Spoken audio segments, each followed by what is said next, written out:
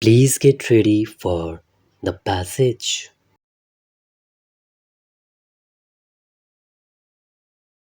Let me begin by saying that I am indeed honored to be included in this flagship event that brings together scholars and experts from all over the world to examine diverse facets of India's involvement in the Great War and commemorate the role of over 1 million Indians who served overseas and 60,000 Indians who laid down their lives in the line of duty. I am grateful to United Service Institution and General P.K. Singh for inviting me to deliver the valedictory address today. As we all know, this year marks the centenary, the start of one of the most cataclysmic events in modern world history, the First World War, a war that changed the social and political fabric not just of Europe but of the entire world, a war that continues to have profound effects today in the manner in which it shaped countries and their destinies. Many contemporary conflicts, particularly in the Middle East, trace their roots directly to the fallout of the Great War. It also sowed the seeds of another catastrophic war 2 decades later. At the time the war broke out, India was still under colonial rule.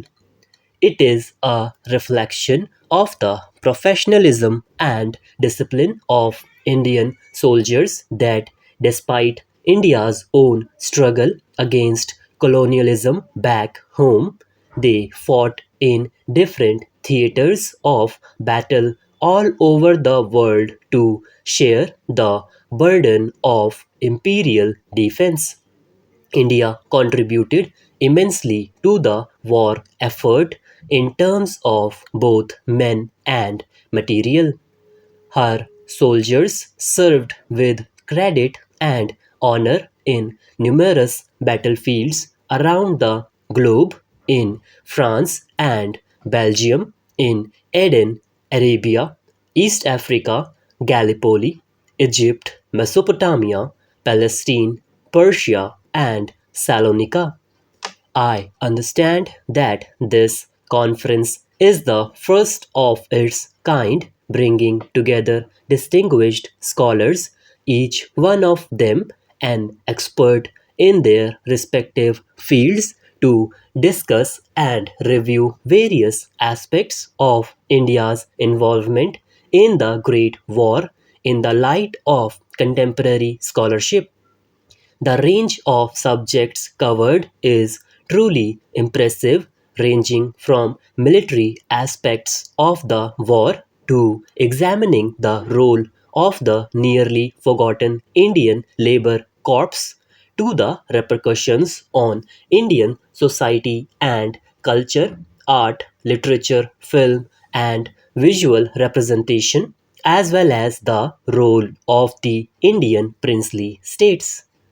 The Great War scarred a sweep of nations, with both the victors and the vanquished suffering unprecedented losses of millions of human lives, destruction of vast parts of their economies, and lasting damage to their national psyches. Although its impact was felt around the globe, historians and academics tend to view World War I primarily from the European perspective. I commend USI and the distinguished scholars who have presented their works at the conference over the last few days for bringing into focus a narrative from the Indian perspective and from Indian sensitivities to what has hitherto predominantly been a Eurocentric discourse, and I might add within Europe an Anglo-centric discourse. I would like to digress a little here to give you a perspective from a personal point of view of the various levels at which any narrative of the Great War plays out. I first learnt of the Great War when I was a child. My father read out to me that beautiful poem of John McCrae in Flanders Fields and told me about the millions of men who had died there. The war did not form part of our history curriculum, but I remember learning about it through myriad books about the various theaters in which it was fought, the Middle East and the Somme Gallipoli. I remember the exceptional BBC series that came on Doordarshan in black and white in the mid 70s and the film Oh, What a Lovely War, which brought home like no history book can the pathos, the tragedy, and the utter futility of those years. Those of us who joined the Foreign Service have what we call a compulsory foreign language. I chose German. I think my choice was in some way influenced by a subconscious desire to see the war years from the other side. My 4 years in Germany and more recently my 1.5 years as ambassador took me beyond the stereotypes one had come across in literature and in comic books. Learning the language and the idiom and looking at World War One through German eyes, including in little villages where the cemeteries are filled with rows of graves of their fallen sons, brought home the pathos even further. This was the side that had lost. Similarly, in postings around the world, one came across monuments, cemeteries, and events that drew attention to India's participation in World War One, known mainly to Indians or to only those countries where they had actually fought. In my posting in Australia as High Commissioner, I got to see yet another aspect. The manner in which the Anzacs commemorate Gallipoli and the pride they take in their soldiers who fought there. It is truly something to be seen, to be believed, including the little children who march in the parades and the relatives who wear their grandparents' medals with pride.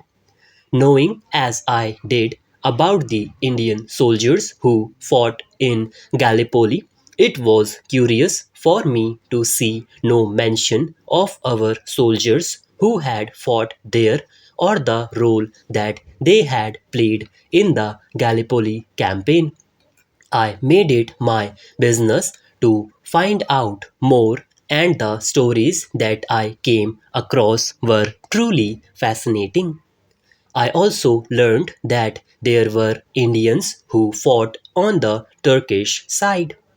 In the years that I was there, I was in touch with Delhi to see if we could take part in the Anzac Day ceremonies. It was around this time that I met General P.K. Singh and found someone even more enthusiastic than I was about commemorating the role of the Indian soldier in every battlefield where he had laid down his life.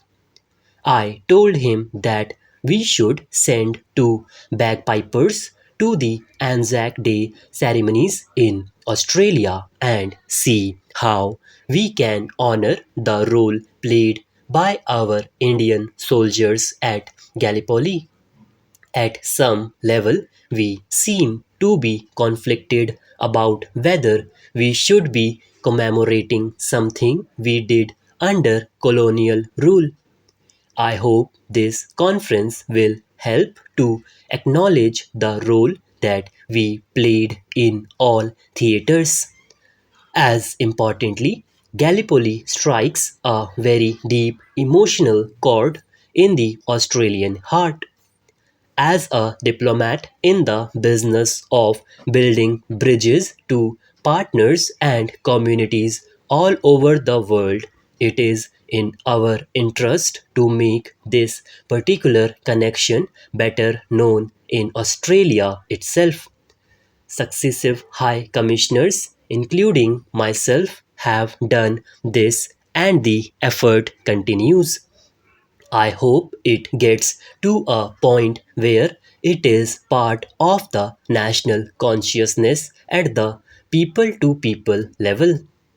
To come back to the present conference, the Ministry of External Affairs is playing a significant role in commemorating the part played by our soldiers in the Great War through events in India as well as other countries around the world. The USI Center for Armed Forces Historical Research is our partner in many of these projects. We have drawn up a broad calendar of projects and events across the next 4 years that will seek to holistically examine and focus on the often forgotten role played by India in the war.